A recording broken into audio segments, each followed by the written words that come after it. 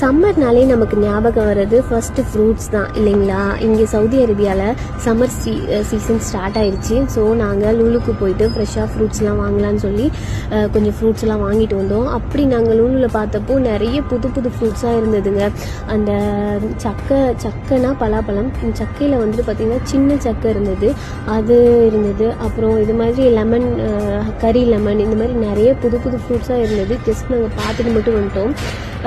இந்த மாதிரி இங்கே ஃப்ரூட்ஸ்லாம் பார்க்குறப்போ எனக்கு எங்கள் வீடு தாங்க ஞாபகம் வந்தது.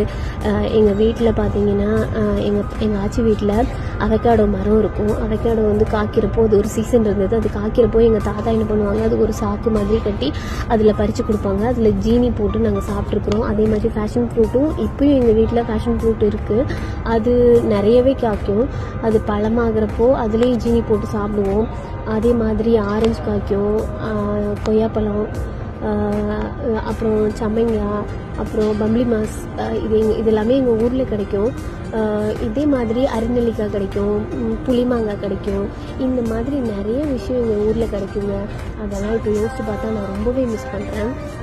மெயினாக நான் என்ன சொல்ல வரேன்னா, இப்போ வந்து ஃபாஸ்டிங் டைம் போயிட்டுருக்கு. இந்த ஃபாஸ்டிங் டைமில் நீங்கள் கண்டிப்பாக உங்களோட ஃபாஸ்டிங் பிரேக் பண்ணுறப்போ ஒரு ஃப்ரூட் எடுத்துக்கோங்க. அது உங்கள் ஹெல்த்துக்கு ரொம்ப ரொம்ப நல்லது. நீங்கள் ஒரு நாள் ஃபுல்லாக ஃபாஸ்ட் வச்சுட்டு நீங்கள் உங்கள் ஃபாஸ்டிங்கை பிரேக் பண்ணுறப்போ ஆயில் ஐட்டம் எடுத்துக்காதீங்க. ஸோ ஃபஸ்ட்டு நீங்கள் வந்து ஃப்ரூட்ஸ் எடுத்துக்கோங்க. டெய்லி இந்த டைம் இல்லாமல் நார்மல் டைம்லையுமே ஃப்ரூட்ஸ் எடுத்துக்கோங்க. அது ரொம்பவே ஹெல்ப்ஃபுல்லாக இருக்கும் உங்களுக்கு. So happy days.